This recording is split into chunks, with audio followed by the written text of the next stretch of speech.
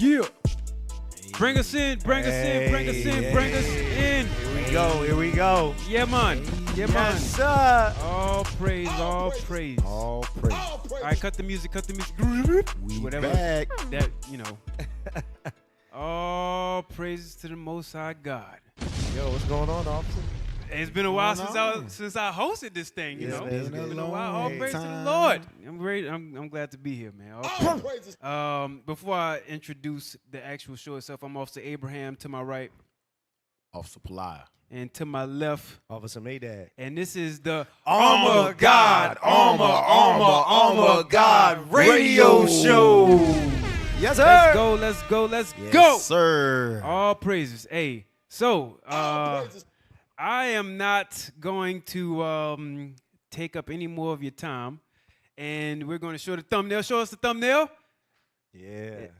Satan's future plans. Yeah. There it is right there. Let's go. Think fire right there, my brother.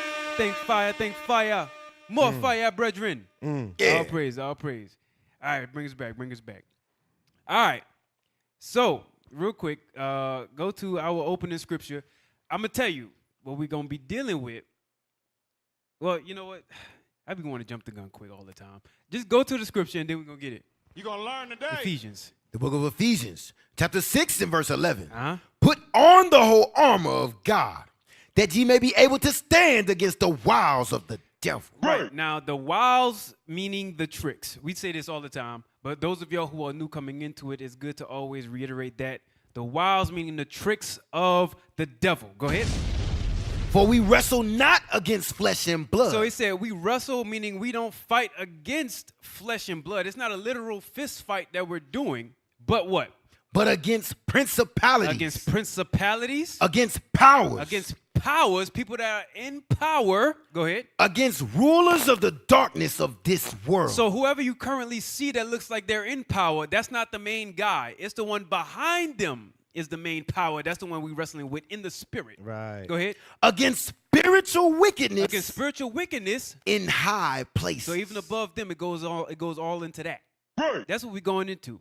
So that's what we usually pull. And give me now Revelation 18:23, please, my brother. I think that's it. 23 or 21. Yes, sir. I got you. The book of Revelation, chapter 18 and verse 23. Uh-huh. And the light of a candle shall shine no more at all in thee. Uh-huh. And the It's voice talking about America. Go ahead.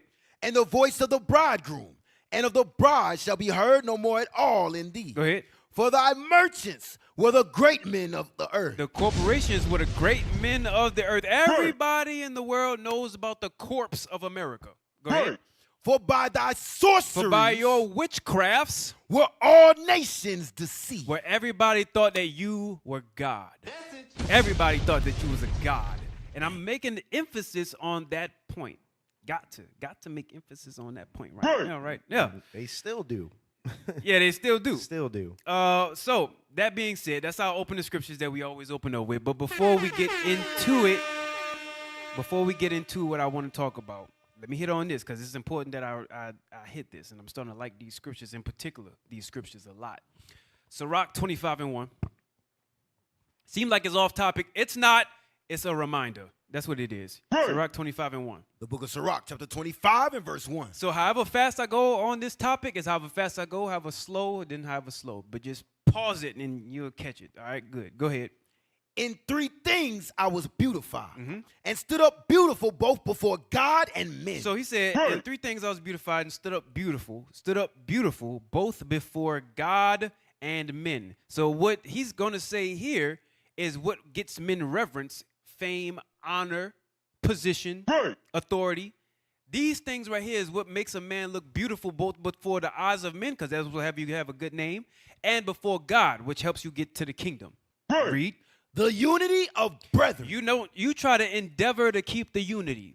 You want to keep the unity together between the brothers, between the sisters. Go ahead. The love of neighbor. Having love for your brother. You have, let's say your neighbor actually corrected you on something. That neighbor, you shouldn't have bitterness, disgruntled anger towards this brother or towards that sister. You know how to love your brother, love your sister enough to where you keep that unity together. Regardless of what the situation is, that's your people. Read. A man and a wife that agree together. A man and a wife that agree together. That's another thing. I stood up beautiful both before God and men. Well, how is it that when you and your wife agree, that makes you stand up beautiful before men? Because the man that actually has a submissive wife, a woman that knows how to obey your authority, he don't have to hide that like he's trying to hide the win. He don't have to hide that like he's trying to hide the win. He can walk in honorably within the congregation and be like, that's my woman right there. That's my wife. She has a good name inside the body. She's doing her work inside the body. She ain't starting strife and arguments among other sisters. And then the brother, she's also giving honor to that man. When he come inside not only the house, obviously, but inside the congregation, amongst others, they be able to see his clothes look like it's creased. Make sure that he look like he's on point. Right. Everything, every bit of honor that he get, his wife gets. Because when he has honor, she has honor, and when they both have honor, they are beautified because they're in agreement. And guess who that looks beautiful before?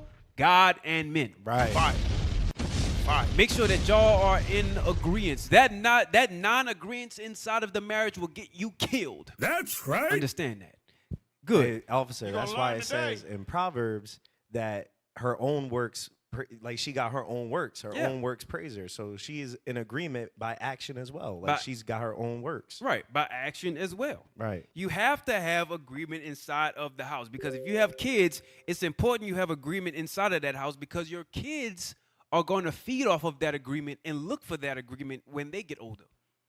If they don't have no agreement, if inside of your house looks like Real Housewives of Atlanta, then they're going to look for Real Housewives of Atlanta when they get married. Because to them, how kids think, that's functional.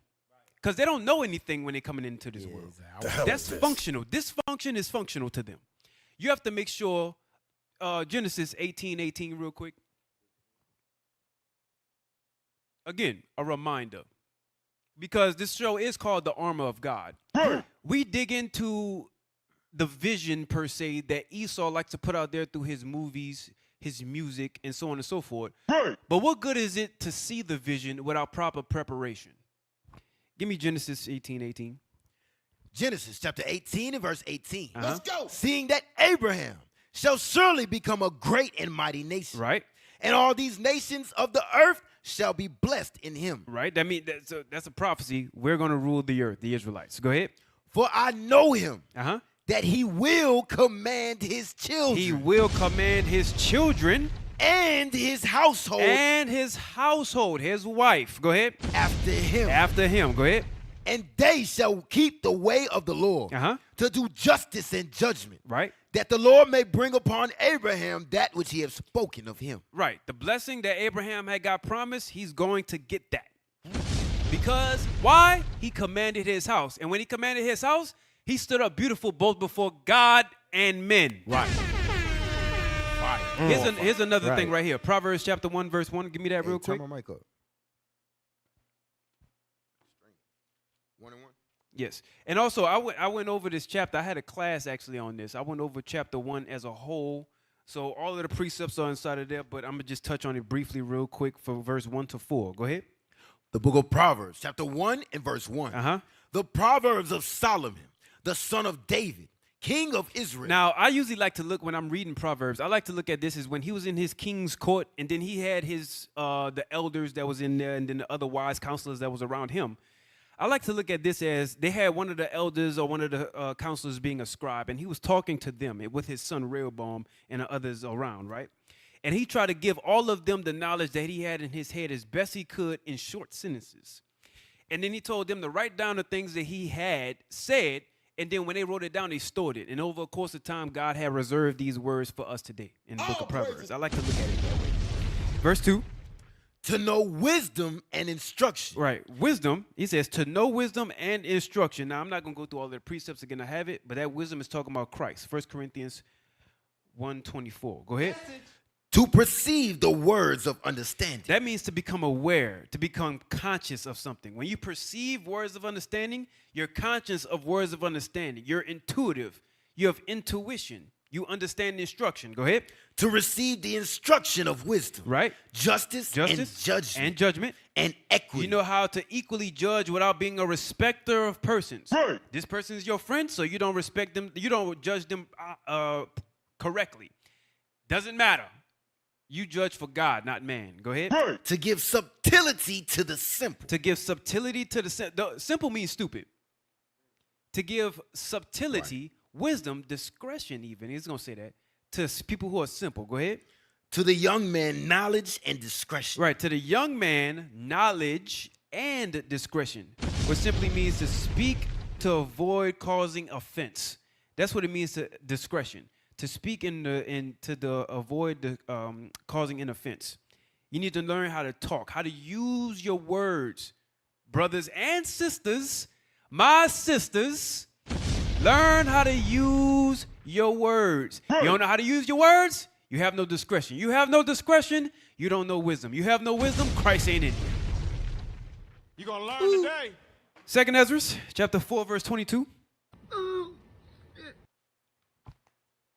The book of 2nd Ezra, chapter 4 and verse 22. Uh-huh. Then answered I and said, I beseech thee, O Lord, let me have understanding. Now, Ezra asks questions that I think if we were presented with an angel before judgment came and we were told to ask questions so we can get answers, he asks questions that I believe that we'd ask. Why did wickedness come on the earth? Why did you give the first man sin so that way now all of us commit sin? Why? So now this what he's about to say comes up, right? He wanted to have understanding. But then he said what? Read verse 23 from the top again. Verse 23. Uh-huh. For it was not my mind to be curious. I'm sorry, 22. Then answered I and said, I beseech thee, O Lord, let me have understanding. Let me have understanding. Go ahead. For it was not my mind to be curious of high things. It wasn't my mind to go deep all the time. It wasn't my mind to always look for the classes, look for the different things that make you go to go into the deep depths of, like, okay, it's good to go into the deepness of the scriptures per se to build your faith up, right? But what's going to, make no mistake, what's going to get you saved is those things that made you beautiful before both God and men. You're going to learn today. Those things is what's going to get you to get into the kingdom. If you didn't understand any of the deep things, but you understood that you have to keep the commandments, you can get saved. That's what's going to get you there. So he said, it was not my mind to focus on the high things, but what? But of such as pass by us daily. What happens to us daily? We get killed in the streets. We are poor. Bring it out. We need help inside of these communities, and we don't have it, right? We commit sin. There's fornication. There's adultery. And here's one that's recent that I found out there's a lot of that was hidden for a while. There's a lot of bestiality. Believe it or not, that is a big thing inside of black communities. I'm going to hit on it. I have a class coming out. There's a lot of that. Wow. All of the kind of different sexuality and morality things that we have, civil laws that we don't know how to deal one with another, different wrong holidays that we celebrate. Husbands and wives don't know how to agree together. Getting killed by our enemies and not understanding why we're getting killed. Brought into slavery, don't understand why our minds are destroyed. Having to go to a whole nother nation to give our food, water, and thirst for everything that we need. We have to focus on the things that pass by us daily. So that way we can know how to maneuver. That's what Sirach says in Sirach 736. Read that real quick. Real quick. Sirach 736. The book of Sirach.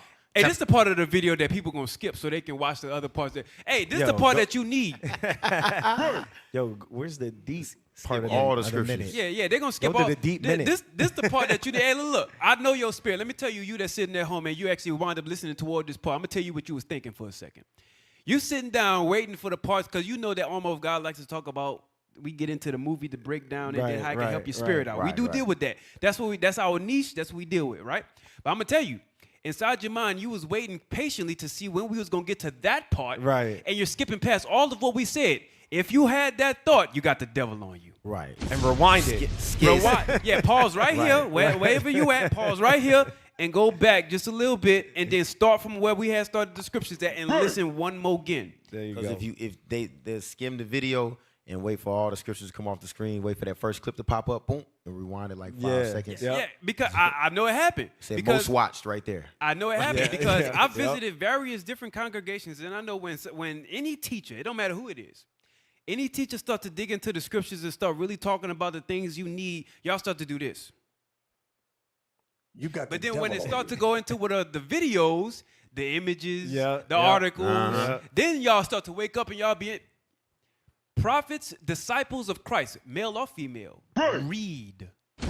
They don't only look at videos and watch photos. They read. Real disciples of Christ, real believers in Heavy. Christ, read. Revelation 1 and 3, officer. Revelation 1 and 3. Yeah. Blessed Blessed are is they he, that read it. Read that. Sirach 7:36. The book of Sirach, chapter 7 and verse 36. I know I cut you. I don't know who you are, but I know I did it. Go ahead. Whatsoever thou takest in hand, rememberest the end, Remember what the end result is. and thou shalt never do amiss. You have to know what the end result is before you can start make your first step. It's just like playing a video game. Those of y'all who played video games. Once you played the video game and you beat the end boss, if you played the same video game again, you know exactly how to get through it. Right. Once you went through something in your life and you already know what the end result is, by the time you have children and then they're going through the same things you went through, you can say, hey, don't do this, that, or the third. Why? Because you went through it. Yep. Know what the end is, and you'll never do wrong. You're going to learn today. God gave, hey, look, everything we did is already right here. The beginning and the end. Alpha and Omega. Those who Right. pick it up, then you picked it up. Alpha and Omega, right here. We already have the beginning and the end. We have it. You shouldn't do wrong. There's no reason why you shouldn't do wrong. That's We have it all right here. All right.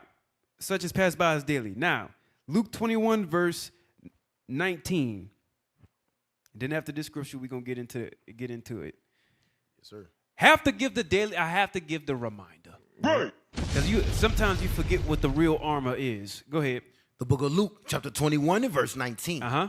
In your patience, possess ye your soul. In your patience, possess ye your soul. Some of you, because you haven't felt any fire in your personal life, you feel like Christ delayed his coming.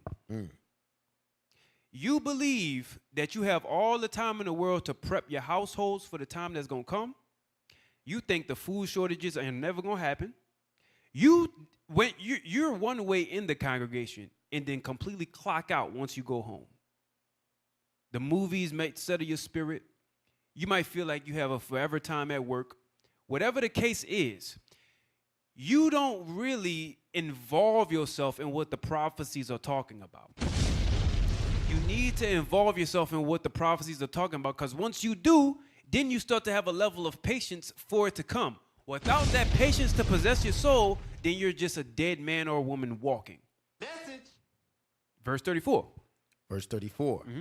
And take heed to yourselves. Take heed to yourselves. Read. Lest at any time your your hearts be overcharged with surfeiting Uh-huh. and drunkenness and cares of this life. You see that?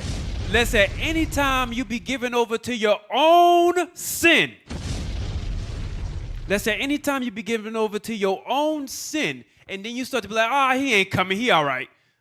I'm gonna just go ahead and do my own thing. Yep. The second you do that, you're dead. That's on you. From the top again. And take heed to yourselves, lest at any time your hearts be overcharged with surfeiting And drunkenness and cares of this and life. cares of this life. Read. And so that day come upon you unaware. You would think that civil war that would happen, food shortages that would happen, slowing of jobs, all of that stuff would happen in this country, and you think there's no way in hell that they'd forget. Yeah, there is. It's You gonna going to learn happen, today. Yep. but that don't mean, let's say, for example, it happens in your life, right? You might feel comfort, but not of God's Spirit. You had a covering, but not of the covering of the Lord. Like it says in Isaiah 30. Yep. You don't got to get, I already know you about it. You good. But that's exactly what you're doing. Read on. For as a snare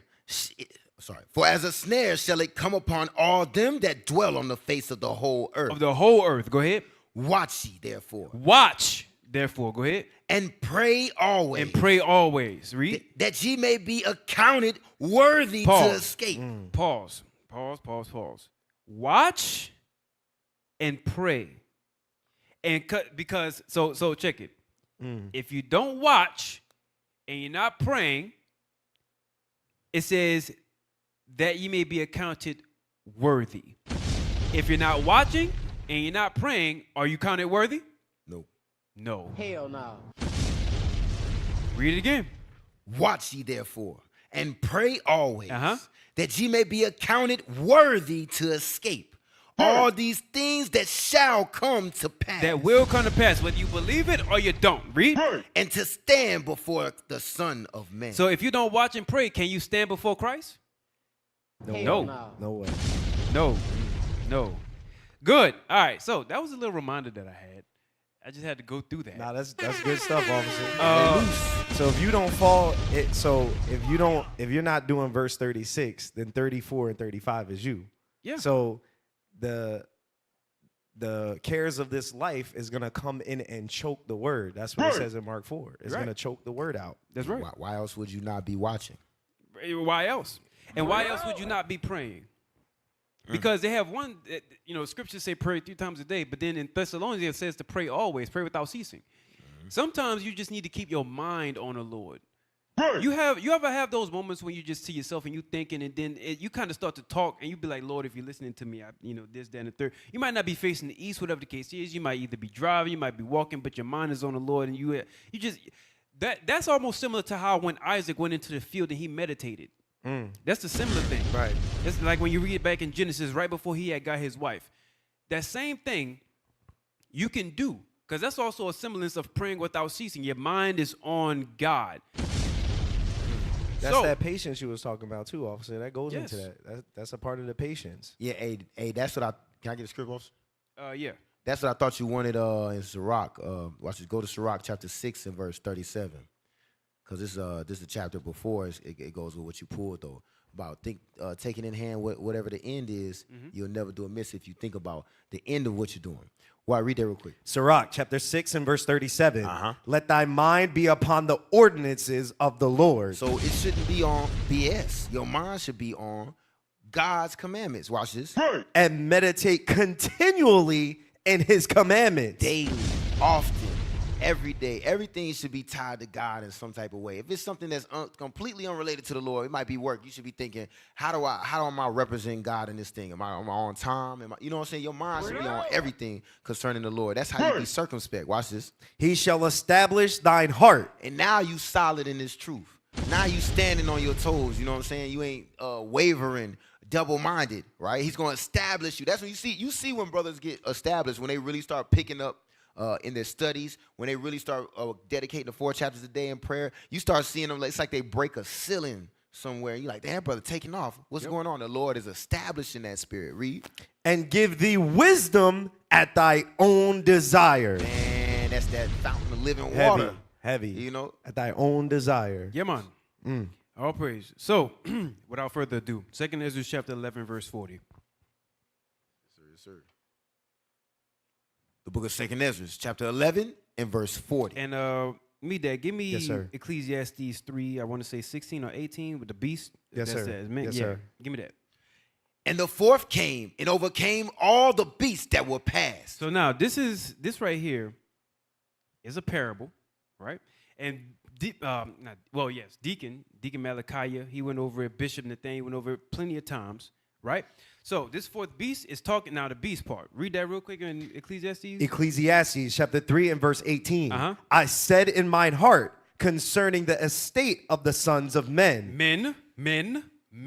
Go ahead. That God might manifest them. God might manifest them. And that they might see. That what? That they themselves are beasts. That they themselves are beasts. So, when it's talking about beasts here, because it mentions the same thing in Daniel. We're going to get that in a second. When it's mentioning beasts here, he's talking about men who has the qualities, the characteristics, the attitude of beasts. Back to 40. 2 Ezra chapter 11 and verse 40. And the 4th came and overcame all the beasts that were past. All the previous men that had rulership on the earth. He had overcame all of the other men that had rulership on the earth, the beasts. Go ahead. And had power over the whole compass of the earth. And had power over the whole compass of the earth. Had power over the entire world. Go ahead. With much wicked oppression. Right, with much wicked oppression. Look, the fourth beast, Daniel 7:7 and 2 Ezra 12:11. Those go over it, but this one in particular in 2 Ezra 11 that I'm talking about, we're going to hit a specific verse. But go ahead. And so long time dwelt he upon the earth with deceit. Right, and so long time dwelt he upon the earth with deceit. Because if you think about it now, I'm going to tell you how long this was. Just to speak relatively, since Alexander the Great, all the way up until now, if it wasn't the so-called white man, then it was us during the Dark Ages. So it was him, then the Dark Ages, because it was Greek, Rome, then us for the Dark Ages, then back to him.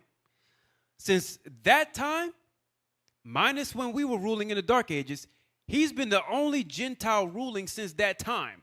You know, so long time he dwelt upon the earth with deceit. Go ahead. For the earth hast thou not judged with truth. Right, has not judged with truth. For thou hast afflicted the meek. Has afflicted the meek. That meek is talking about us, the Israelites. Go ahead. Thou hast hurt the peaceable. Us. Go ahead. Thou hast loved liars. Loved liars. And destroyed the dwellings of them that brought forth fruit. 70 AD is a good example of that. Destroyed our home, our temple, our walls, the people. Go ahead.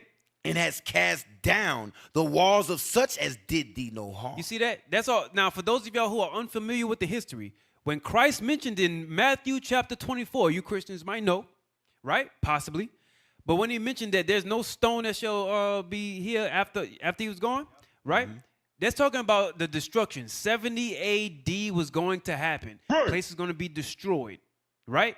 After that was destroyed, we wind up losing our identity over the course of time. Over the course of time. Polycarp, I think, was the last disciple that really had the gospel with him, and then after he was gone, that was it. Go ahead.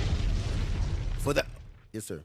Therefore is thy wrongful dealing come up unto the highest. So all of the wickedness he's been doing on the earth, it's been coming up. It came up to the highest now. All of his wickedness came up. Go ahead. And thy pride unto the might. Here's the verse I want. Come on. The highest also have looked upon the proud times. Read. And behold, they are ended. Uh-huh. And his abominations are fulfilled. Now, the part that I want, though, it said he looked upon the proud times. That right there, that proud time, when this man ruled, he had this thing called the Industrial Revolution. It started, mechanical machinery and whatnot started to build and so on and so forth. Good. But there is another time that this would run into effect, where they would have this other push almost similar to the Industrial Revolution that even in the news is being compared. Guess what that is right now?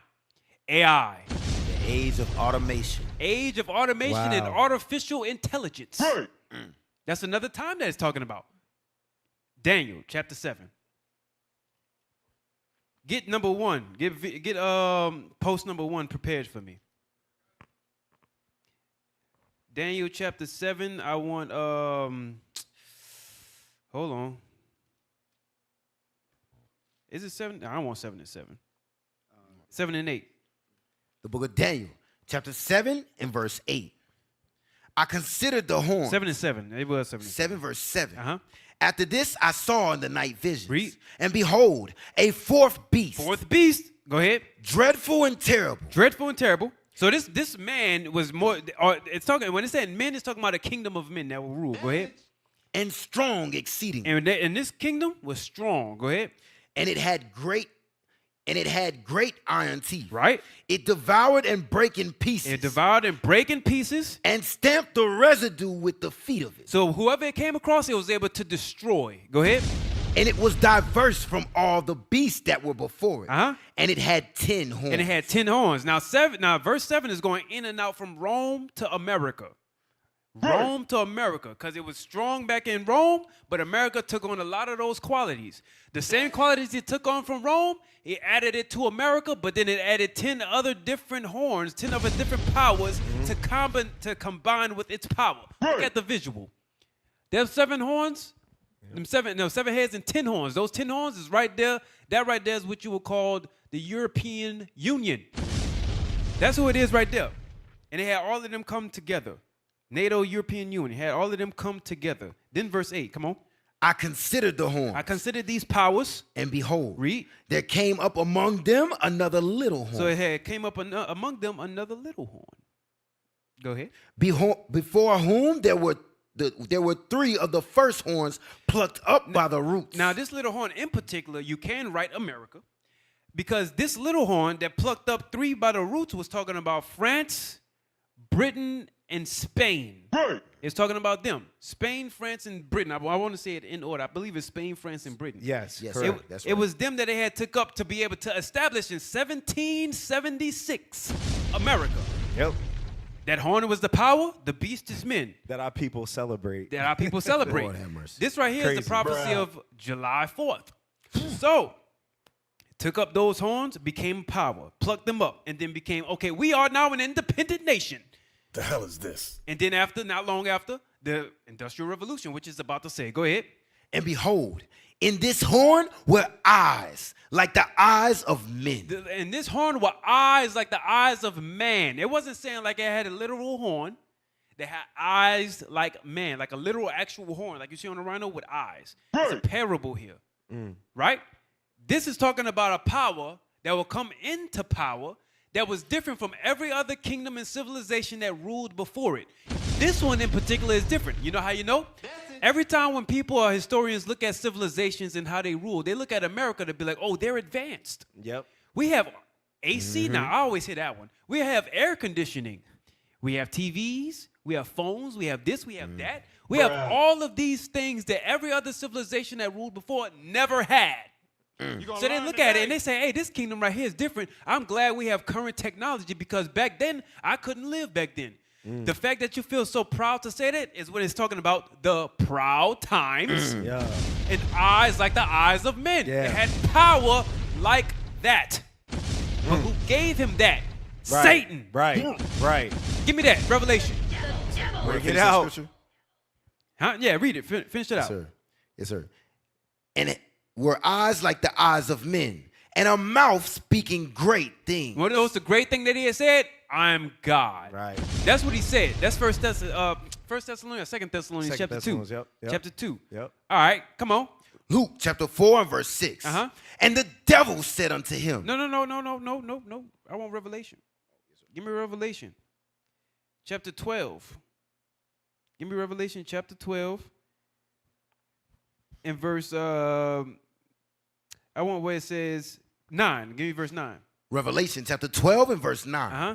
And the great dragon was cast out, Uh-huh. that old serpent called the devil and Satan, Called the devil and Satan, which deceiveth the whole world. which deceiveth the whole world. Go ahead. He was cast out into the earth, Uh-huh. and his angels were cast out with him. Right. So that's also a parable. That's a class, actually, that's on. I just like to mention some of these things. There's a class also, in case you want to catch up to what we're talking about here. There's a class also on YouTube that Bishop did a long time ago called Revelation 12. Right? Okay, good. Now, this chapter is going in and out of prophecy between the last days when Christ was actually being born and then he was being persecuted by Herod to be killed, right? It was going in and out of those times right there. So I just wanted the word Satan because that's the same ones who also gave them their power. And then you see Luke chapter 4 is another one that he was pulling 4 verse 4 down to 6. That's what you was getting. All right, good. I ain't going to jump to it. I ain't going to go all into it. That's the reason why I referenced it. So that being said, give me number 1 real quick. Let's roll now. Yeah, this is number 1. So what is science? Give me 1 Timothy 6:20. But what is science? Play that. Hey, this is a short. You don't got to do that unless it's a movie trailer or unless it's something that is like some kind of maybe a music or something. You don't have to put that thumb up. Play. Professional way of querying nature so that you can not fool yourself into thinking something is true that is not, or that something is not true that is. Now, if pause. you say He's trying to be deep. Neil deGrasse is something else. I actually listened to his podcast. It's called Star Talk. So he's trying to say, it's trying to fool you into something that is, that isn't, and something that isn't, that is. the point that he's trying to make pretty much is just he's about to act. Matter of fact, he's gonna say, "I'm not gonna ruin." Go ahead. I'm not gonna ruin it. I like Something is true. Let me test it. Let me find out. Started from the top again. I'm sorry. I'll be jumping the gun. Excuse me. Go ahead. Devise an experiment, and if I can verify your statement with this experiment, and someone else can in a third person, we're good here. Did you That's an start it from the objective. top? Drag it all the way to the front. Is that don't sound like the top. Drag it all the way to the front. Yeah, come on. Help me out. Anyways, 1 Timothy 6:20. Yeah, give me that. The book of First. Go ahead. No, not y'all. Ply, go ahead. Yes, sir. The book of 1 Timothy, chapter 6, and verse 20. Uh-huh.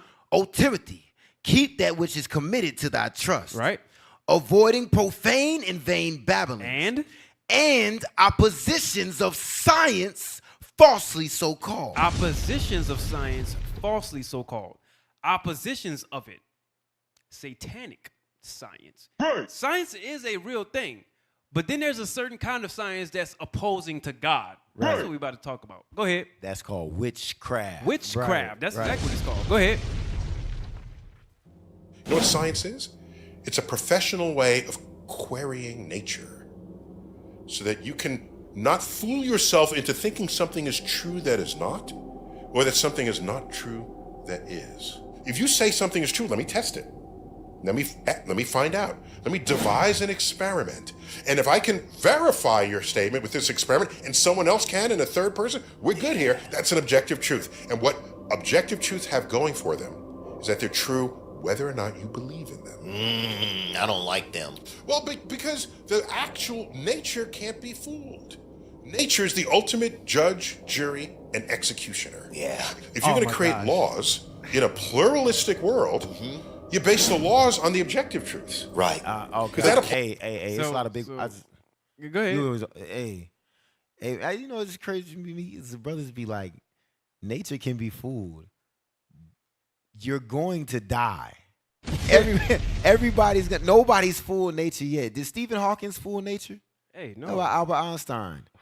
They're under nature. In the they're in the cycle of life right now. Hey, what the hell? officer, can I get a script? I hate that argument. Give me Romans chapter 1 and verse 20. Because that's why we can't listen to science, because what they're trying to do is they're trying to disprove God. And so everything that they investigate, that's why he said, oh, you got to test it. You got to test it. If I can't measure it, then it ain't real. They basically talking about the Bible. They talking about God. Read this. Romans chapter 1 and verse 20. They do that a lot in Philly, don't they? Oh, shoot. Yeah. Yeah, go ahead. I'm sorry. That thing irked me. They be deep, too. They be deep, officer. Yeah, they be trying to be deep. They be real deep. Oh, like, Muslim yo, brothers. the quantum physics, my brother, the dummy. time shift, bro. That's why you don't understand. That's how they talk. Go ahead. Read that. Romans chapter 1 and verse 20. For the invisible things. The what? The what? The invisible things. The invisible things. Oh, I got to test it. No, it's invisible. Go ahead. Of him from the creation of From the creation, the nature that you're talking about. The creation is the nature you're talking about. The invisible things, the creation in front of you came from the invisible thing. Read. the creation of the world. The what? The world Uh-huh. are clearly seen. They're clearly seen. The nature you're talking about, the things you can't explain, they're clearly seen. Go ahead. being understood by these things that are made. That are made. The trees, the stars, the moons, the planets, everything that you see, humans, animals, everything that you see, bruh. Read. Even his eternal power And what? Godhead. The Father, Christ, that's what the word waking us up.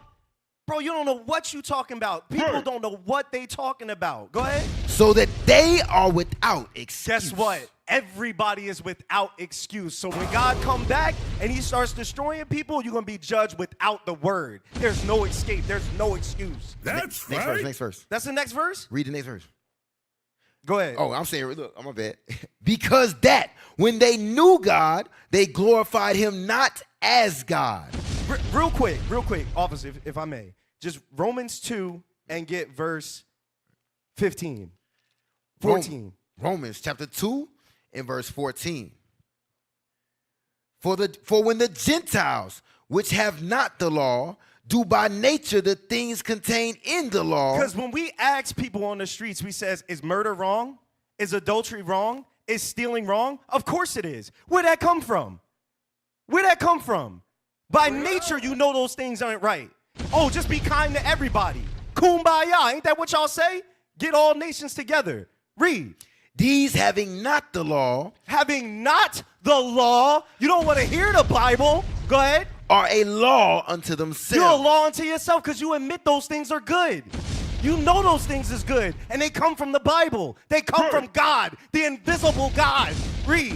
Which show the work of the law. They show the work of the law. When we ask you these questions, you prove that the Bible exists. You prove that the law is good. You prove by the allness of trying to investigate all creation, you prove that God exists. That's right. Written in their hearts. Go ahead. Their conscience also bearing witness, and their thoughts the meanwhile excusing or else. No, it's accusing because some people, they'll go and accuse you of the things that you're doing wrong, or you accuse yourself. You got a guilty conscience when you do wrong things. Go ahead. Or else excusing Or one you another. excuse yourself like, oh, no, you justify yourself in the things that you do. But deep down inside, you know there's a God. You know the stuff you do is wrong. And you know the stuff you're looking at comes from an invisible God that created everything. So you're without excuse. You're going to learn today. I'm sorry. Me dad got PTSD. I hate that argument. I'm sorry. He got Philly. You know what's the crazy part? You know what's the crazy part? I have a whole separate class destroying Darwinism and these different science things, but that's not today. Give me number 2. So his argument is saying that science is something that you can like touch, or even if you can't touch it, you can at least prove it, explain it. Right. Even if you can't touch it, you can at least explain it, right? Test it, experiment, so on and so forth. Where's the Big Bang falling in? There are things that God has that you can't touch or properly explain. Right. There's a portion of this. There's a whole scripture, basic one, that says that hope is the evidence of things hoped for, and things not seen. There's a whole thing about hope talking about that. Like, okay, well, you have to search for the kingdom. Well, can I experiment on what that is so I can prove it? Yeah, here, read this. Thou shalt not kill. Thou shalt not commit adultery. There you go. How about that one? Thou shalt. How about this for everybody that believes in science? How about this? Thou shalt not worship no other god but me. Right. How about that one? Right. All right. Why is it? Come on. Because you scientists love to worship these other guys and then give honor towards their theories more than you would God. That means that you worship them. They're like, I love everybody, but what about this man's theory? Oh, you like his hypothesis? That means that that's your God. Anyways, they come on. deify the theory, officer. That's what they do. Right. Now, science. Somebody read that. Science is the systematic pursuit of knowledge and understanding of the natural and social world through observation and experimentation. Experimentation. Go ahead. It is a broad discipline typically divided into natural sciences like biology, chemistry, physics, and social sciences like sociology and psychology. Right. Science builds knowledge through testable hypotheses and predictions based on evidence, aiming to explain phenomena in the universe. Right. So now, a lot of this definition is based off of, like what Neil said, a lot of this definition is based off of how we all commonly understand science now, right?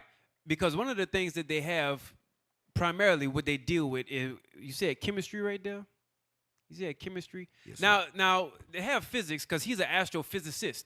But you see chemistry, that's another one, psychology, sociology, biology. The way that they deal with science in all of those realms right there are all opposing the way that they deal with it. When you look into their books and how they look at it and the way that they understand it to properly get their understanding of it, their definition is based off of opposing God. Right. That's how they do it. But science is a real thing to where it's not opposing God. There is a science that is like that. But the way that they have it defined is when it is opposing. Give me number 3. Let me show you. I mean, it's crazy to think you could just deny all of God's creation. It's crazy. Now, wait, hold on. Now, I will say this. He's out there, but remember, Moses wasn't too far off from understanding a lot of these things either, and he wanted to repent. So I don't know. Maybe he will, and God willing you do. believe in God and then what that actually means for you. Because I know he has a video out there talking about how science could disapprove of Christ's miracles. He has a video about that. And I'm going to deal with that video soon. But we're going to get to it anyways. Come on. So now, hold on. Wait. I'm sorry. Before you play this, let me help you all out here. They have this thing out there called the Kardashev scale. We talked about it before. Now, this is talking about the different types of civilization and then how you can reach these different types of civilization by this man by the name of last name Kardashev. And it's all based off of the energy output that you're able to control for your planet. There's a reason why I'm talking about this. Go ahead. The Kardashev scale says that there could be type 1, type 2, or type 3 civilizations. A type 1 civilization is maybe 100 years more advanced than us to maybe 1,000 years, sort of like Buck Rogers or Flash Gordon. They control the weather. Volcanoes, earthquakes, anything planetary, they control. Pause. So you're able to control the elements of this world. That sounds like a god. I don't know about, but that sounds like a god. Right. And then he said, give me Thessalonians 2 real quick. Because the aim, right? I'm getting there. Y'all follow with me now. Because I have movies I'm about to show you. About to show you a trailer or two. Didn't he say, give me that? 1 Thessalonians, I think. 2 Thessalonians 2 and Yes, sir. 2 Thessalonians chapter 2 and verse 3. Hear me out. Let no man deceive you by any means. Let no man deceive you by any means. For that day shall not come, except there come a falling away first. Lose your nationality. And that man of sin be revealed. And that man of sin be revealed. Go ahead. The son of perdition. The son of destruction and damnation. Go ahead. Who opposes. So there is a people that is the son of damnation. The people that will be judged. A people that will be, like God would say, killed. Right. Put in slavery, then destroyed. Go ahead. Who opposes and exalteth himself above all that is called God. So he exalts himself. This man is talking about is claiming, or he does exalt himself above all that is called God.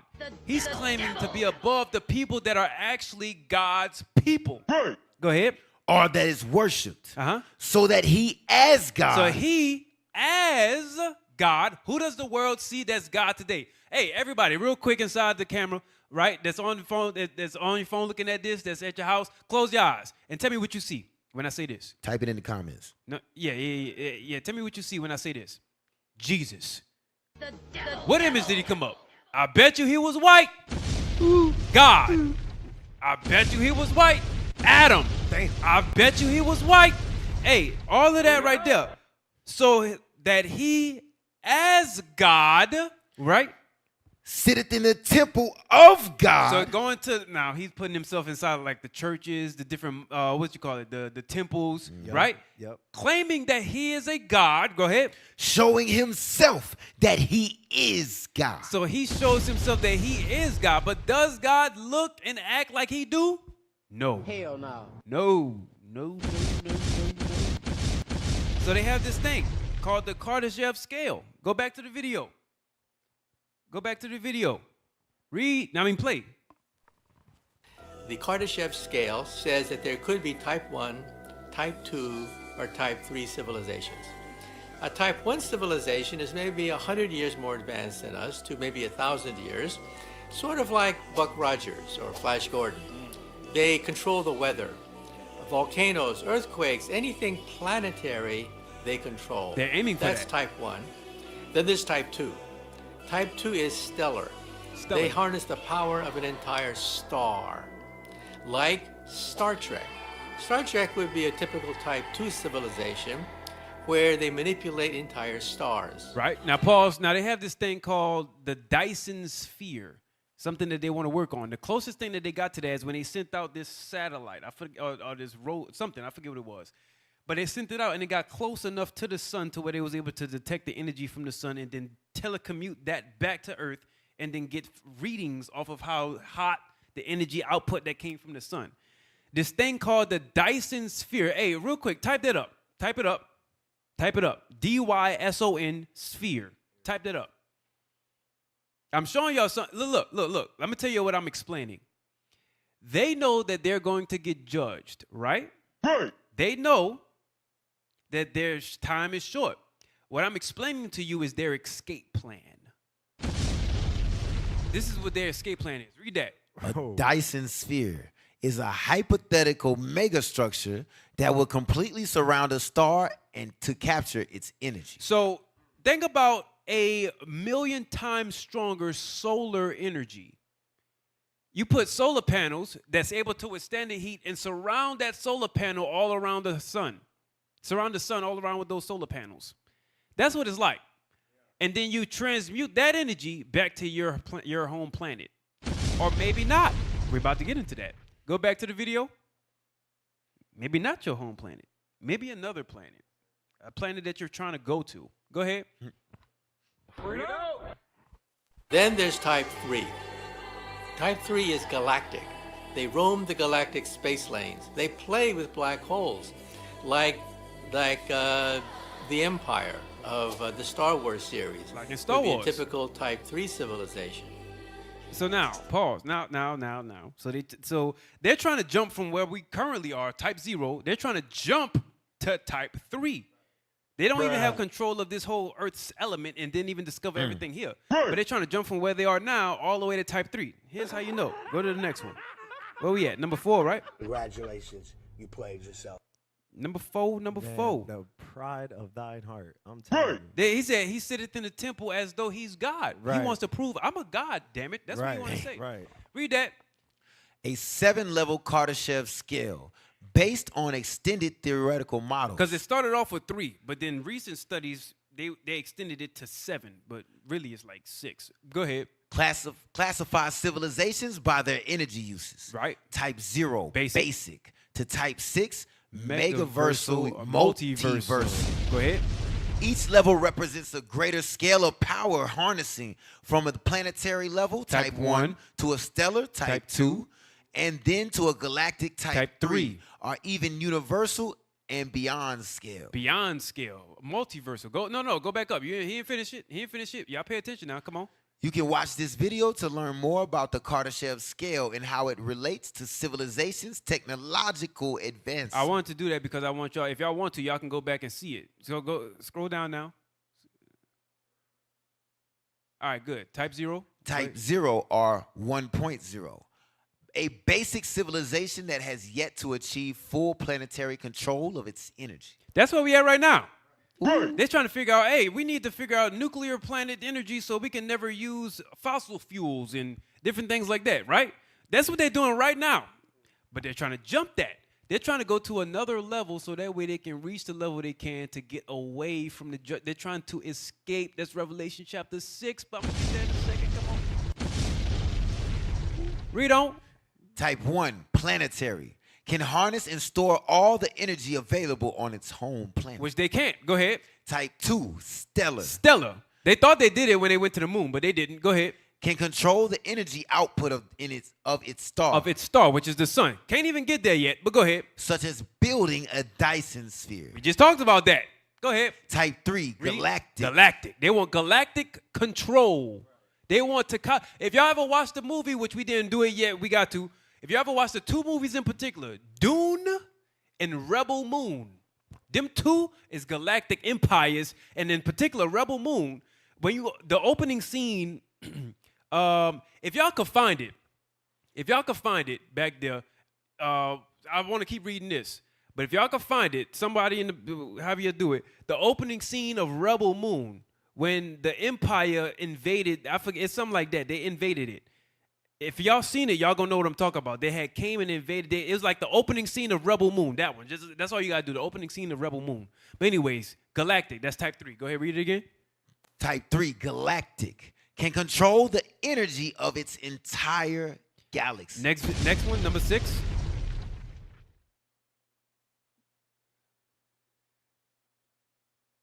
All right, so type 4 now, universal. Type 4. This is what he didn't explain. Go ahead. Universal. Can control the energy of the observable universe. So think about what he's saying now. If you can see it, you can control it. That's what he's saying.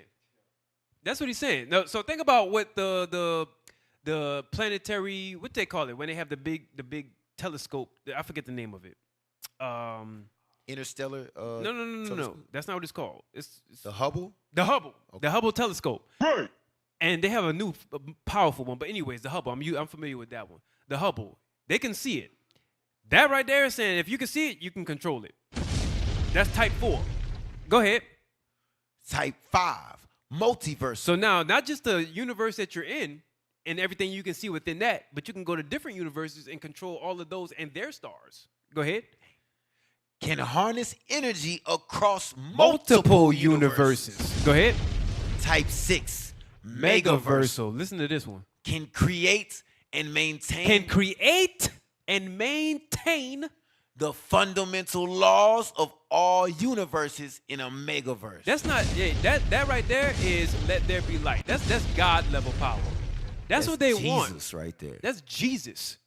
That's Christ, the real one. Not listen. There's no. I'm gonna tell you, even when I was in the world, there's no way in hell I even imagined that the one that y'all tell us Christ is did what it said in Genesis 1. I didn't even believe that in the world. I was like, he ain't that powerful. I didn't think that. I read it and I didn't even believe it. But when I came into the truth and I saw that he don't play, when I found out that Christ really don't play, Right. and then I read Genesis 1 again that he will deal with you, then I was like, he did it. I believe that. Yeah. I believe that. He did it. This one, he did it. Hey, y'all got that opening scene for Rebel Moon? You can't find it? It's all right. I didn't prep for it. Give me number 7. Yeah, it was when it was like literally numbers, but it's ship okay. coming down, they be like, if you see that ship, Yeah, you see the ship coming up above their head. Y'all didn't see the movie. That's all that means. Y'all didn't see it. Hey, go to number. He tried to justify yeah, himself. I saw it. I saw it. You didn't see it. Can't find a Because if scene, you though. saw it, you would know how to search for it. Yeah, yes sir. He said, yes sir. He said, yes sir, yes sir. Yeah, right. All right. Anyways, so now that was the scale. Now give me the next one, number 6, Fermi paradox. So that was Kardashev scale. Now, if you can find it, I'd love to have it, but we gonna go over it one day. Just have mercy on us. So now that was Kardashev. Here's Fermi. That was another physicist or scientist, whatever he is. It doesn't matter. Come on. The Fermi paradox Uh-huh. is a contradiction between the high probability of extraterrestrial civilizations Other civilizations all around. Go ahead. existing and the lack of evidence for them. So watch this. Watch what his premise is, though. There's a reason why I pulled these two together. There's one that actually has the wanting to reach a God level to be able to escape. But then there's another thought process out there about Fermi to where it's this. So one is we can be on God level to where we can escape and go to these other things and then be a galactic conquest, right? Then they have this other one to where, well, what if? There's a reason. Just follow with me. There's a reason why I'm bringing this out. Come on. The Fermi paradox is a contradiction between the high probability of extraterrestrial civilizations existing and the lack of evidence for them. Uh-huh. The paradox arises from the belief that with billions of stars and planets in our galaxy, intelligent life should have had enough time to develop and spread. So it says should have had time to develop and spread. In other words, we should see somebody visiting us. We should see that by now. Y'all picking up on putting down. Okay, Yeah. we should be able to see somebody dealing with us from another level. Even if we're basic, somebody that's type 2, 3, 4, 5 should see. They should be dealing with. Go ahead. But why don't look? I'm a god. I'm an Esau, right? For example, I'm Esau. That's what it. Why aren't as a god? Don't these other civilizations deal with me? Why am I not being dealt with? Yeah. Come on. So, hey, that's the question. Why, Esau? Arrogant. The question is, why am I not being dealt with by advanced civilizations that's not on this planet? Come on. You're late behind. I found it. It's too late. No, I still play get it. But go on. All right, where we at? He said the paradox arises from the belief that with billions of stars, the planets in the galaxy, intelligent life should have had enough time to develop and spread. Go ahead. Some propose solutions. No, yet we see. Yet we see no signs. They don't see no signs of them. Go ahead.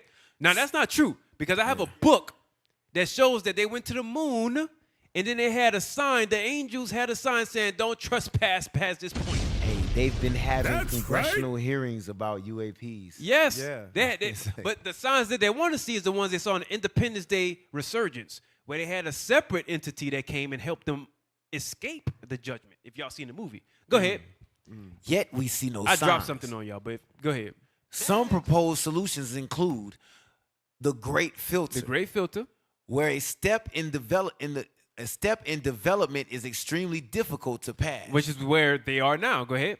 I'm not gonna say we. It ain't us. We already attained it. We just got to go through our punishment. They haven't got there yet. But go ahead. We're gonna get more than this. Right. Go ahead. The zoo hypothesis. So this is where Fermi really kind of came up with this. Check this out. It's the zoo hypothesis. Go ahead. Where aliens deliberately avoid contact. Where they deliberately avoid contact. Or the dark forest theory. And that's another theory that's called the dark forest theory. Go ahead, where? Where civilizations hide out of fear of destruction. Okay, so that was the thought that he had, right? He's like, okay, we don't see them because maybe we're in their playground. Hey, they cut themselves though. They did. It said intelligent life should have enough time to develop and spread, yet we see no signs. That means y'all You're not intelligent. That's what it means. That's what it means. Well, they have another picture, right? Give me that. Come on. Give it to me. The core argument. So go ahead. The universe is ancient and vast with billions of stars. Let's speed it up just a little bit. Go ahead. In our galaxies alone. Uh-huh. Many of these stars have planets and some are similar to Earth. Right. Therefore, intelligent life should have had ample time to arise and develop advanced technology, including interstellar travel. Go ahead. If civilizations can colonize other star systems, they should have had enough time to spread across the entire Milky Way. Go ahead. Despite this, there is no observable evidence of alien civilizations. Or is there? Go ahead. Proposed solutions. The great filter. Some evolutionary or technological step is so improbable and almost no civilizations pass it. Uh-huh. This could be ahead of us or already behind us. So this is the one that really interests me. That I like that they said it. Go ahead. Zoo hypothesis. Uh-huh. Advanced civilizations exist, But are intentionally avoiding contact, perhaps treating the Earth as a nature preserve or zoo. So, Ecclesiastes 3 one more time. Ecclesiastes 3 one more time. The book of Ecclesiastes, chapter 3 and verse 18. Uh-huh. I said in mine heart concerning the estate of the sons of men. Read. That God might manifest them. That he might manifest them that what? That they might see that they themselves are beasts. A zoo. A zoo. Said God got to let you know you're not as smart as you think you you're are. not as smart as you think you are. And yes, you are being observed, but for a time. Right. You're being observed for a time. But here's the watching. wild part about all of this. I didn't get nowhere yet. Here's the wild part about all of this. They know that. Right. They know that they're being observed. You know how I know that they know? You know how I know that they know? Before we get into it, number 9 real quick, start at 31:45. Bring it out. Esau shook. So They know. So Go ahead. what if God, bearing with the objects of wrath, For a Fitting short for time. destruction. Fitting for You know what because look, they believe. I'm gonna tell you, Christians. I experienced this myself while y'all pull that up because it's the Out of the Shadows documentary that we always pull. I'm gonna tell you, I was a Christian. A lot of us were, and I experienced this. I believed in Christianity, but I also believed in science. right. I had this divide within myself about what the Bible said and what science proved, per se, right? And so I was like, okay, well, science says this, but then the Bible says that. Until I came across a devout Christian that confounded me with a scripture. And then I didn't know how to say anything else outside of that, but I know I leaned more towards science still. Problem is that a lot of the things that they say in science actually has ties within Christianity. So those Christians, they believe in a God, but their version of God, they want to visit them before ours come back. Right. Right. That's what they want. They want their version of God to come. They want him to come here, but he will never do it. Matter of fact, I'm gonna tell you, he already came and gave you everything. That's why you got the world right now. Right. He gave you everything. Right. You are at the limit of your civilization. You're at the limit of what he gave you. Type 0. Yeah. Give me that. Right. Hey, Okay, yeah. Well, look, can I just say this real quick? Yeah, say it. Hey, one thing I thought about, because I was into science a lot when before I came. A lot of us are. I'm sorry, say it. Yes, but sir. a lot of black people, in particular, is the ones I'm talking about. But everybody in general, a lot of y'all, Christian, Muslim, whatever, a lot of y'all really do believe in that science stuff. I have a class for it, but there are a lot of y'all believe in that science stuff, and I'm telling you, you're in idolatry. You're in idolatry. A lot of y'all really believe in it, and there's a lot. Like, I'm gonna give you a basic one. They have this one. I want you to say what you're gonna say, but I'm gonna tell you how I know that people are in idolatry. Here you go. If you're watching this and you got up to this point, I'm gonna show you how you're in idolatry. If you believe that the sun is in the middle of the universe, you're welcome. You believe in idolatry. That's a thing that's called heliocentrism. Started by this philosopher called Aristarchus in the 2nd century, right?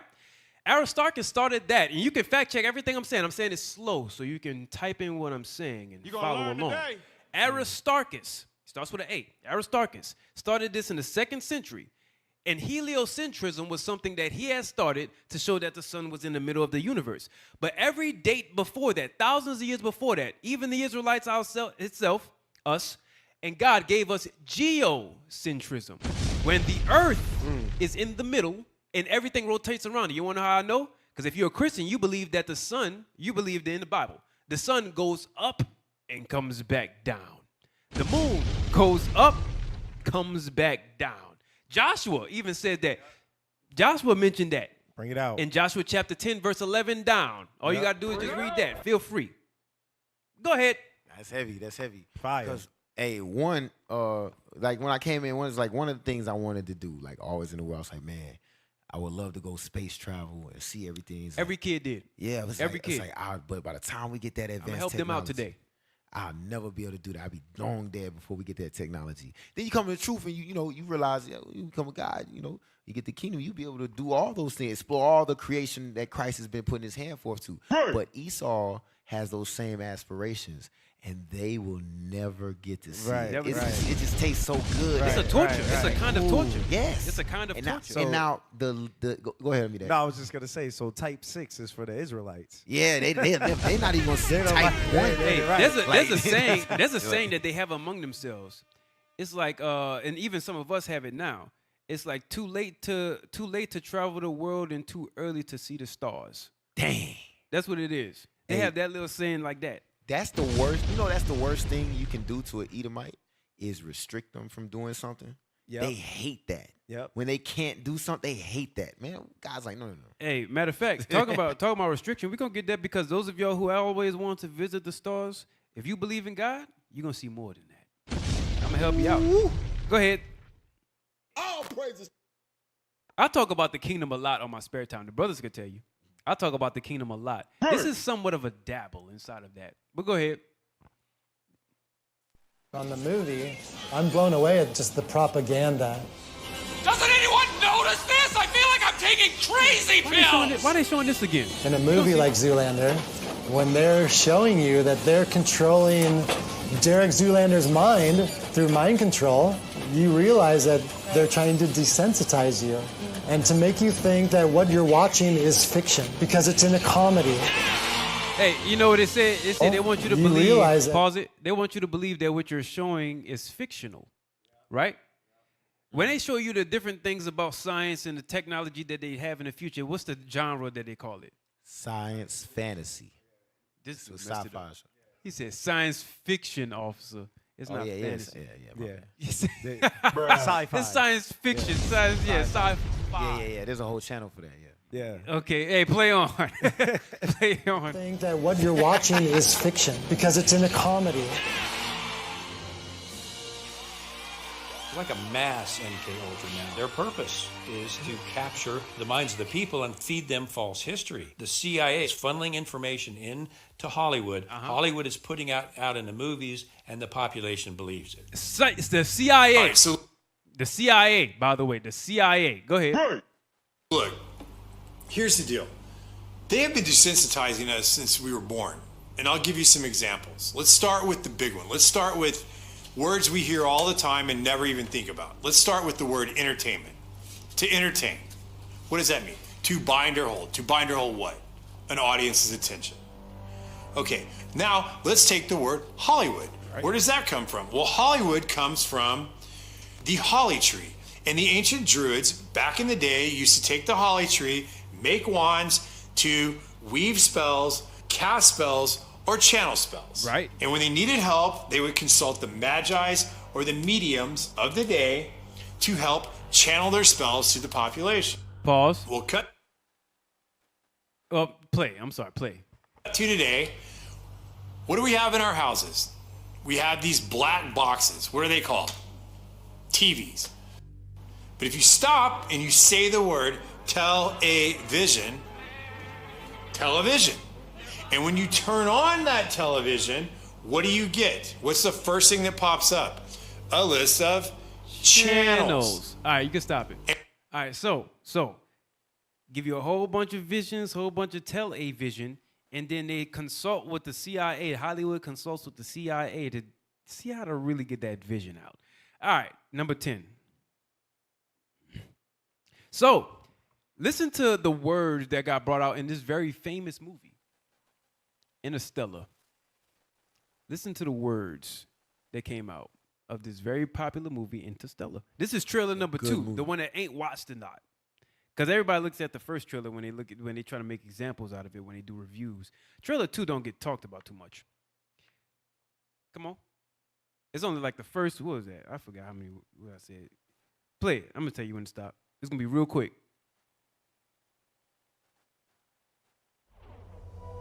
Listen to the words. We used to look up in the sky and wonder at our place in the stars.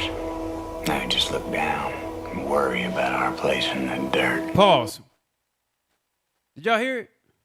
Yes. Start from the top again.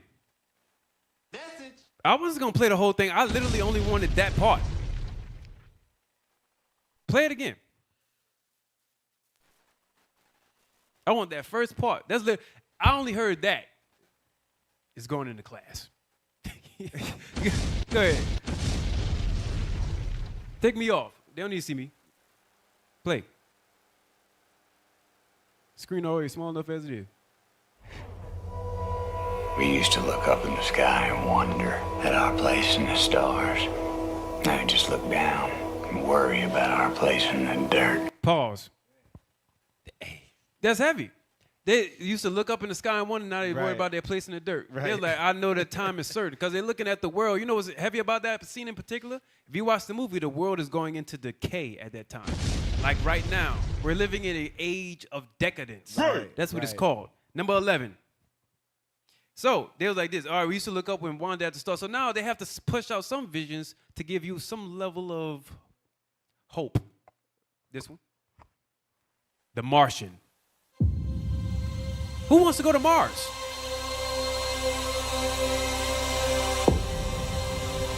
I guarantee you that at some point, everything's going to go south on you. Ready? You're going to say, this is it. So they went out into Mars. Commander, Martin's dead. We have to go now. Pause. So the point of this movie is to go to Mars and set up, and now an accident happened, right? I'm ruining it for you if you didn't watch it. This is what you get. You should have watched it. But anyways. Spoiler. Yeah, spoiler. But anyways, they went to Mars, and then one of them crashed. You know, he wound up making a mistake. The airlock popped out, whatever. Anyways, so he wound up terraforming that area, that Martian dirt, and then he was able to grow potatoes, food, and so on and so forth. He brought all that information back. Went to university, taught the students, and then let them know that accidents can happen when you go into spacecrafts all the time. The point that I want to make out of this, though, is that he was able to terraform or farm on another planet, eat from another planet, grow food and whatnot from another planet. We can go and live on another planet. That's the point of that movie right there. Mm-hmm. We can go and live on another planet. I can't play the whole thing because I don't want to get copyright strict. So now, give me number 12, I want to say it is, right? Yes. Number 12. So now, Elon Musk. All right. Elon Musk moon mission is primarily tied to NASA's Artemis program. Right. So now, remember that. The Artemis program. Go ahead. which is using SpaceX's Starship as a human landing system to return astronauts to the lunar surface. The mission involves launching Starship's HLS into orbit, refueling it with tanker starships. They're gonna refuel it on the moon. That's the plan. Go ahead. And then having it descend to the moon to bring astronauts back to orbit for a rendezvous with NASA's Orion spacecraft. Now, you see a lot of moon bases on movies like Moonfall, Independence Day Resurgence, Foundation is a show that's on Apple TV. You can see it on. You see a lot of moon bases and things like that. Star Wars. What else? Not Star Trek. Things were pretty much decimated at that point. That was like post-apocalyptic. But you see it, moon bases like that, right? Give me the next one.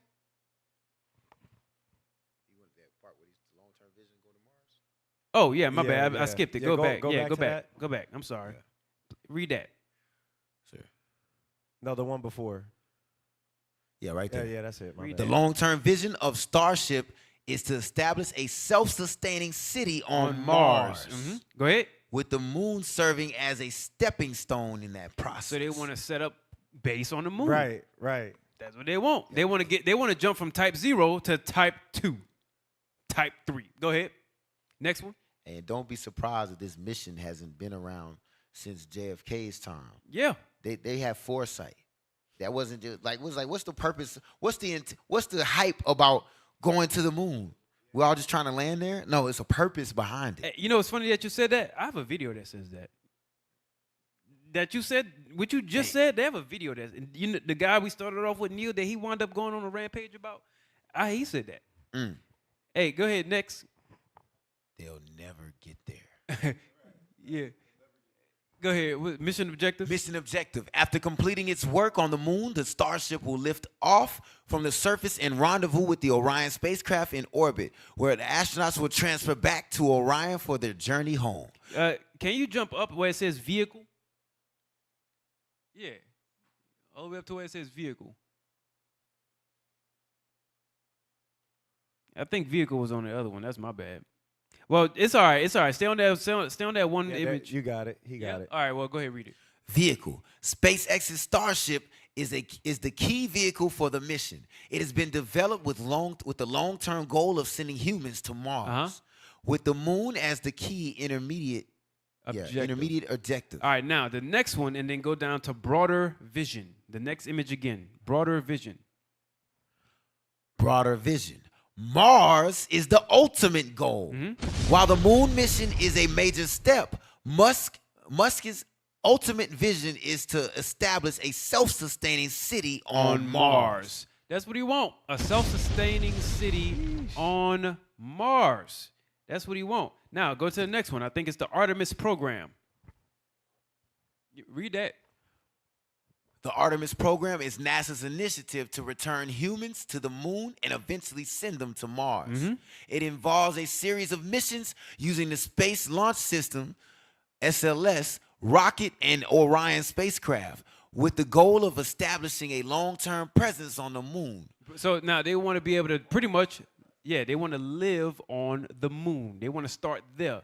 They're pretty much trying to live on God's army base. Sirach mentions that. You're going to learn today. Go to now the next one, number 15. I'm rolling. Number 15. We're going to start at 8:15 to 8:45. We're getting close to being done. Because I can literally go on and on about this for a minute. Anyways, go ahead. 8:15 to 8:45. Play. He said he got a bag. Hey, while they getting that, can I get a script? Go ahead. Hey, can I get Deuteronomy 4:19? The reason I want to get this script is kind of going what I was talking about earlier. The Lord has them, they're bounded. There's a theory about that. It's called bounded rationality, right? That's right. It means humans, even AI, make decisions and form understanding within the limits of their environment, knowledge, and cognitive capacity. Because of those limits, our understanding of the world can never be complete or rational. There's only so much given to them. You know what I'm saying? Like, for instance, an ant only knows things on the ant level. It can't think on the scale of us because it can't comprehend those things. It's outside of its scope. So therefore, it's limited, right? So watch this. Read that real quick. Deuteronomy chapter 4 and verse 19. Unless thou lift up thine eyes unto heaven. So God told us, don't worry about that stuff. You focus on the things that pass by daily, and you'll see those greater things later. Watch this. Read. And when thou seest the sun and the moon and the stars, even all the host of heaven, shouldest be driven to worship them. Esau worships those things like a god. They love that science. They want to discover. But watch this. And serve them, which the Lord thy God have divided unto all nations under the whole heaven. That's for them. That's why Jeremiah 10, he told us not to be dismayed by those things.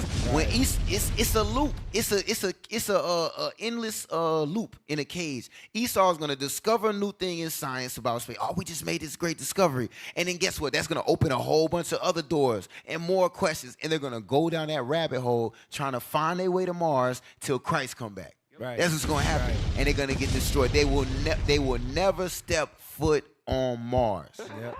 Yep. And you know what? I'm going to say this. Even if they do, you're going to be the first to see them. Yeah, even if they do, you're going to be the first to see them. Whoever go there, it suck for you. Just be honest. But you ain't gonna make it. That movie on Mission to Mars? You ain't gonna make it, man. There was a movie where they landed on Mars. They found there's a whole civilization there already. They ain't gonna make it. Hey, you know what's crazy? Even on DC Comics, they have this dude called the Martian that went there, right? Mm-hmm. And what y'all don't know is if y'all watch Justice League, those of y'all who watch it, y'all find this actually very interesting. On Justice League, the very episode when they introduced John, that was his name. Yeah. The very episode when they introduced it, he said our civilization was at full peace, right? And then they looked up into the sky and saw something coming, and then their whole civilization, all their race got killed. Ooh. What you doing over here? Go to get out. Get over here. Yeah, go to number 15. I came to tell you it's coming your way. 45. That's what he said. I came to tell you it's coming your way. Go ahead. I want to set up base camp on the moon so that it's a station to continue onto Mars. That's less realistic. It doesn't really make sense to fly to the moon and then continue onto Mars because it takes fuel to land on the moon. On the moon, you need fuel to slow down. So if you're going to go to Mars, who needs the middleman? Just go straight to Mars. So there are even books on this, one by Robert Zubrin called Mars Direct. All right, so the real reason why I wanted that is because he was making mention that you need fuel to be able to land and stay there, and then you also need to be able to leave. Why not just? But they're trying to use that as a base. That was the point of the whole program. They're trying to use it as a base, so that means that if they're going to use it as a base, there's also going to be a fueling station on the moon. Mm-hmm. So they want to use that for that purpose. Okay, go to number 16. They didn't consult with him because he's black. Yeah, here's the reason. yeah, that's exactly. But go, here's number 16. Here's the reason why. Y'all heard this before. I'm not predicting that we're about to enter dark ages, but that there's some probability that we will, particularly if there's a third world war. Then we want to make sure that there's enough of a seed of human civilization somewhere else to bring civilization back and perhaps shorten the length of the dark ages. So he was like, unless there's a seed of a civilization somewhere else. He's talking about them. They're somewhere else, and then they're like, okay, well, if we somewhere else and then the Dark Ages do come back, by the way, we ruled during the Dark Ages. That was us. That's what he's talking about. Right. He said, then we can come back and then get our brothers who are still there back. That's cold. Hey, they trying to do Malachi again. Yeah, like, they're trying to come back and build again. Yeah, we're going to come back and build these again. Guys, he got some funding when he said that was cold. The people that understood sent money. Yeah, that was cold. Here's the crazy part. The prophecy he's trying to interfere with is, okay, if we leave and then come back, he's trying to come back in the midst of the 1,000-year rule when we have them as slaves. Right, it's crazy. Because after the 1,000, they're going to be dead. So he's trying to come in between that 1,000. Let me save them and then bring them back to Mars. You retarded. Hey, that's you know what's crazy? For those of y'all that don't know what I'm talking about, I'm sorry, real quick. No, Isaiah, I want to say it is when he said it was y'all probably don't know which one I'm talking about. Isaiah chapter 20. Do y'all know? I don't know. You got to quote it for me. I'm trying to think about it. It was like a long season. He said it went by him for a long season. Oh, that's Revelation, isn't it? No. It is Revelation, but the precept I want is in Isaiah. I think is verse or chapter 22 or oh my God. Let's see if I can find it. Maybe it's precept next to Revelation 20. Yeah, give me the one in Revelation first. That's fine. Give me the one in Revelation. All right. Revelation chapter 20 and verse 7. And when 1,000 years are expired, Satan shall be loosed out of his prison and shall go out and deceive the nations which are in the four quarters of the earth, Gog and Magog, to gather them together to battle, the number of whom is as the sand of the sea. Right. And they went up on the breadth of the earth and compassed the camp of the saints about and the beloved city. And fire came down from God out of heaven and devoured them. He wants to jump that process. Well, how about this? Feel free. Go ahead, jump the process. You see what happened. You feel free. You do your thing, my guy. All right? You feel free. But, hey, this is what he want to do. So they're going to set up bases on Mars and whatever the case is. That's their escape plan. I'm going to hurry this up. That's their escape plan, right? Well, how are they going to live once they get out there to be able to communicate and do all this other extra stuff out there? How are they going to do that, right? Number 17. Hey, this is Foundation. If you ever seen Foundation, this is the same. There's a dark age coming. We're trying to shorten the length of it. Don't ruin it for them. Okay. This is I'm giving a prelude to the sci-fi shows we didn't do yet. I'm giving a prelude. Okay.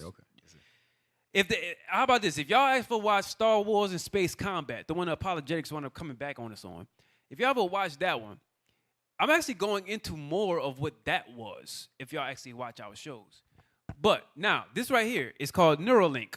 Y'all know about this. There's a reason why that was built. There's a reason why Neuralink was built. Here's one of them. It's Stephen Hawking's son.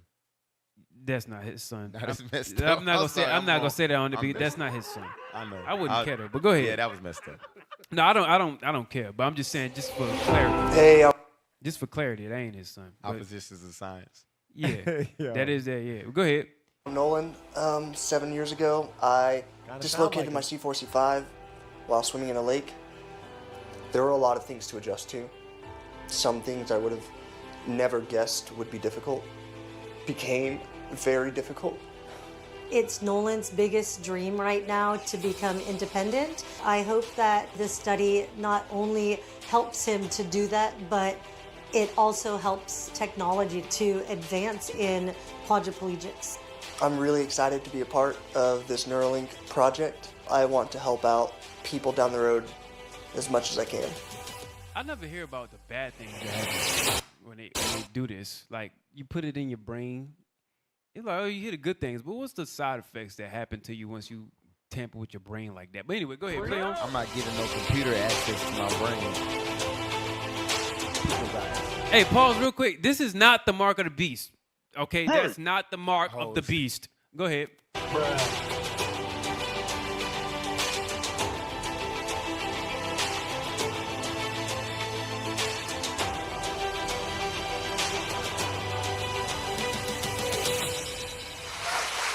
I mean, when I first actually moved the cursor with my mind, it blew my mind for like a whole day. And to be helping, to be able to be useful in some way, it completely changed how I live. All right, so he said completely changed how he lived. Hey, y'all have that scripture. You know how when we pull in Revelation, our bishop pull in Revelation chapter 17, that precept in Job that goes with the mark of the beast? Yeah, give me that real quick. Yeah, give me that real quick. Because that y'all gonna get it twisted. I got you. That mark of the beast is not. I want the precept in Revelation first, and then I want that one. Because the mark of the beast is not no chip. You don't find in the Bible where it says chip. Right. I just have to read it because I know somebody gonna get stupid on me.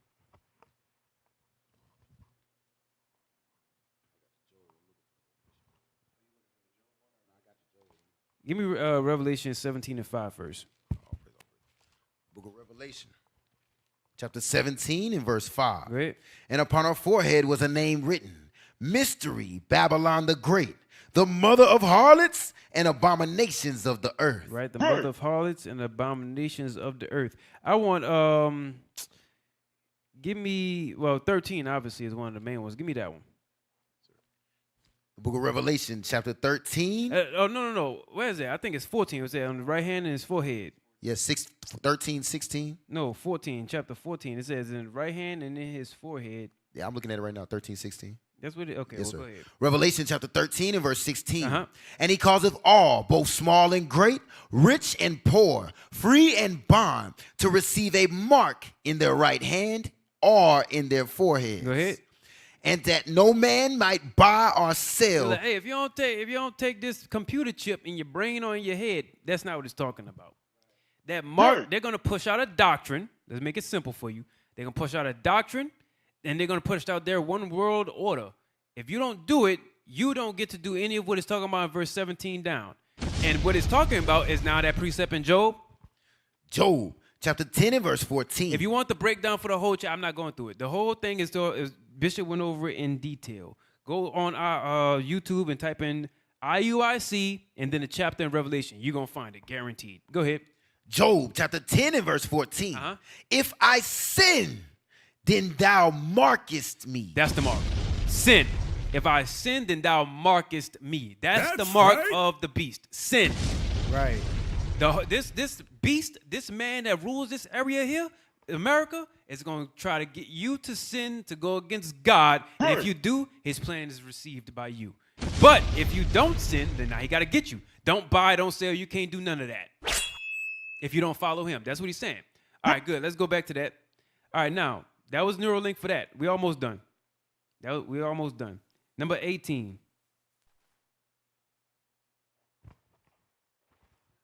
They're never going to make it. Right. Neuralink is a brain-computer interface company founded by Elon Musk that is developing implantable brain chips to help paralyzed people control computers and external devices with their thoughts. What? Go ahead. Yeah, this is witchcraft. Go ahead. The technology involves surgically implanting ultra-thin threads into the brain that can read and interpret neural signals. So it interrupts your nervous system. That's what it does. Go ahead.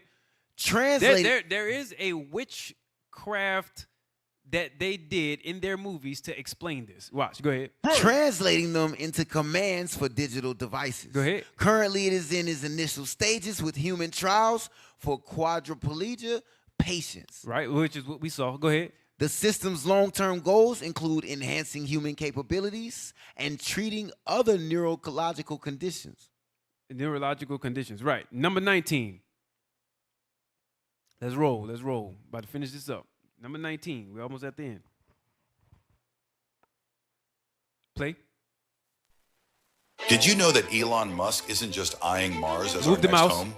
He's actually engineering humans for space survival. Here's how Neuralink is the key to unlocking our potential on the Red Planet. Imagine this, a chip in your brain that not only helps you control that squat robot rover, but also lets you process complex Martian data like a scene from Star Trek. Neuralink isn't just science fiction anymore. It's about adapting our brains for a world where earthly comforts don't exist. Picture soldiers communicating silently on Mars, or even solving problems before they happen through enhanced cognitive abilities. Elon isn't just talking Mars. He's rewiring us to thrive there. Wondering how this might change us? Dive deeper with me into Neuralink. So now, pause. So now, okay, good. He was like, all right, so he's trying to get us to thrive on another planet, which is what we showed the movie clip for. We've been through everything else about, right? So he's trying to get you to thrive there with Neuralink, right? I'm building so well. Now, number 20. Y'all might know this show. Some of y'all, because it got canceled, but y'all might know this show here. Number 20, the photo. Altered Carbon, right? On Netflix. I don't advise everybody to watch it, by the way. It got some scenes in there. Just saying, I'm not advising you to watch any. You don't got. I'm only doing this so you can see this part. But it got scenes in there. If you want to watch it, that's at your own discretion. All right, now, the next one. Altered Carbon goes into that a little bit. From 0 seconds to 30 seconds. The trailer. Watch. I was born on Earth. I was the richest man on several planets by the age of 74. Several planets. The first time I died, I was 99. New technology transferred my consciousness to a new body. Pause. For 200. New technology transferred my consciousness to a new body. Go ahead. 63 years, I sleeved into new bodies, living on in perfect health. Pause. So it said living on in perfect health. What did that paraplegic guy say? That he was trying to put that into his brain for what? Yeah, he wanted to basically live an independent life. Yeah, and walk again. Yeah, and walk and again whatnot. and all that. Yeah. That's what he was saying. Yep. That's what they were saying right here in the show, Altered Carbon. Same thing. But you know what they're gonna put into the Neuralink to put it into people's bodies? Number 21. Number 21. This is what they're gonna put inside your body. Oh! Artificial intelligence. Well, would you look at that? Would you look at that? Come on. Artificial intelligence. Definition: a broad term for any machine that can perform a task that requires human intelligence. It requires human intelligence. Where is human intelligence in the body found? The brain. So if you connect the brain to the AI, Neuralink. Yeah. Go ahead. Current status: all AI we have today is a form of narrow AI. Jump down to AGI. AGI, artificial general intelligence. What's that? Definition: a hypothetical AI that has the ability to understand, learn, and apply knowledge across a wide range of tasks, much like a human. Much like a human. So that's AGI. That's what they're working towards now. The ultimate goal is the last one. Give me the last one. Next. They want ASI. Watch this one. ASI, artificial super intelligence. Definition: a hypothetical future AI that will possess intelligence far exceeding that of the brightest human minds in virtually every field. Read on. Current status: ASI is purely theoretical and speculative. Some believe it could emerge after AGI achieves self-improvement capabilities. And able to live for a long time on Mars. Go ahead. Capabilities: an ASI could solve problems that are currently unsolvable and make scientific discoveries at an unprecedented rate. You know what's unsolvable? The Dyson sphere. Type 2 and Type 3 civilizations. Being able to bring fuel properly on the moon and go to different areas of the galaxy. If I was as wicked as Esau, I'd be worried about ASI getting conscious and killing me like Terminator, because it's like, oh, you gotta go. Yeah, that's wild. That's wild. So, that was it for that. Now, in closing, this is what I'm gonna get. Go to 1 Corinthians chapter 2. I want to say it's verse 9. The book of 1 Corinthians chapter 2 and verse 9. Let me get it real quick. Real quick. Yes, sir. Sorry. That's what you want. 1 Corinthians chapter 2 and verse 7. 7. Yes, sir. That's it, yeah. 1 Corinthians chapter 2 and verse 7. Start at 6. Verse 6. Howbeit we start at 5. Verse 5.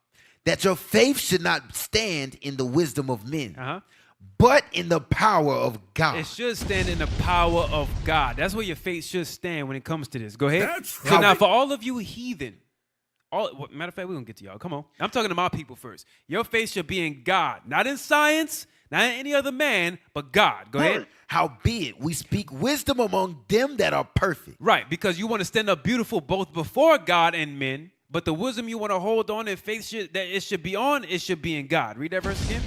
Howbeit we speak wisdom among them that are perfect. Right. Yet not the wisdom of this world. Not the wisdom of this world. Not with that. Not all of the stuff that we just showed you. Not the wisdom of this world. Read. Nor of the princes of this world. Not all of those mighty men that's on this world that they have. When they touch the mic, everybody hears it. Not them.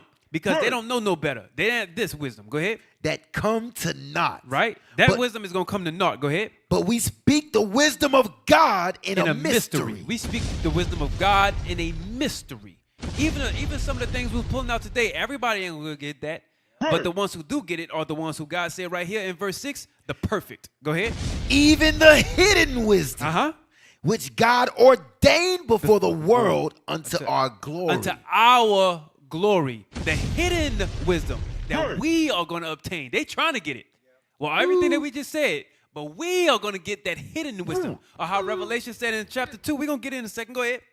which none of the princes of this world knew. And that proves it. None of them knows how to get it. Right.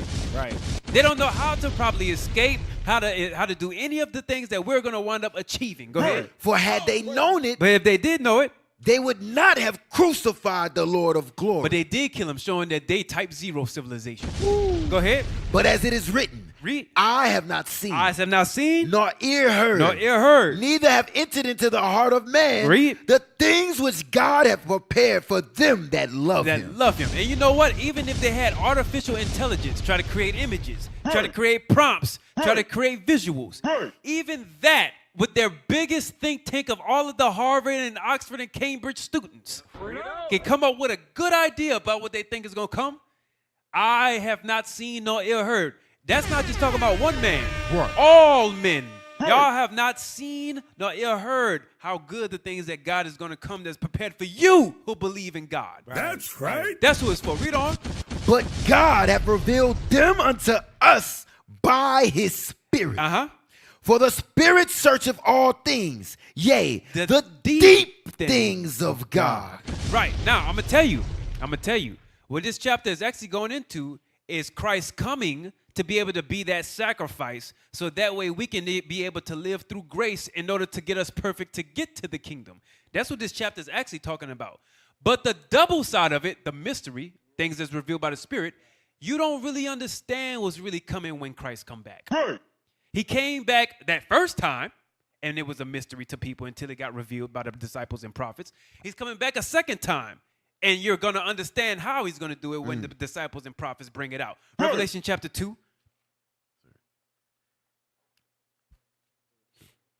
Book of Revelation chapter 2 and verse 26. Verse 26. And he that overcometh and keepeth my works unto the end. Listen, you Israelites, Black, Hispanics, Native Indians, go ahead. To him will I give power over the nations. You're going to have power over the nations as long as you endure and keep these commandments. Go ahead. And he shall rule them. And he shall rule them with the rod of iron. He's going to give you power to do that. Go ahead. As the vessels of a potter shall they be broken to shivers. Read. Even as I received of my Father. The same galactic type 7 power that Christ got, we go have. Read. Bring it out. And I will give him the morning star. And all of the secret understanding, the hidden mystery, like it said in 1 Corinthians 2, we gonna have that. How elements move and mix one with another, the understanding of all things. Like it says in Wisdom of Solomon chapter 7, we're gonna have all of that. Even the places that you've never been, Esau. We're gonna go there. And we're gonna, and just to brag and boast ourselves, we're gonna bring a rock just from one of those places and say, look where you never been at. Read on. Yes, sir. And I will give him the morning star. He that have an ear, let him hear what the Spirit saith unto the churches. Now for you heathen. Revelation 13 and 9. Bring it out.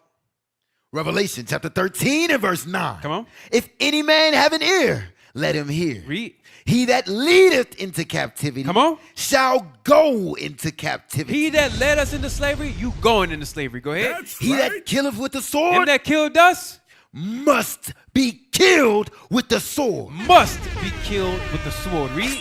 Here is the patience. Here, look, there I go that word one more time. Here is the patience. Go ahead. And the faith. And the faith. There that go again. Of the saints. Those that believe in God. All praise to the Lord. All praise. All praise. Hey, that right there, that's going to conclude this AOG episode. Yo, fire. I'm done. Fire. I'm Officer Abraham to my right. Officer Pelias. To my left. Officer Mayday. And this has been the Armor of God. Armor of God radio show. All praise. Thank you for tuning in. All right. Shalom. Most High Christ bless. Shalom. Most High Christ bless. They ain't going to make it.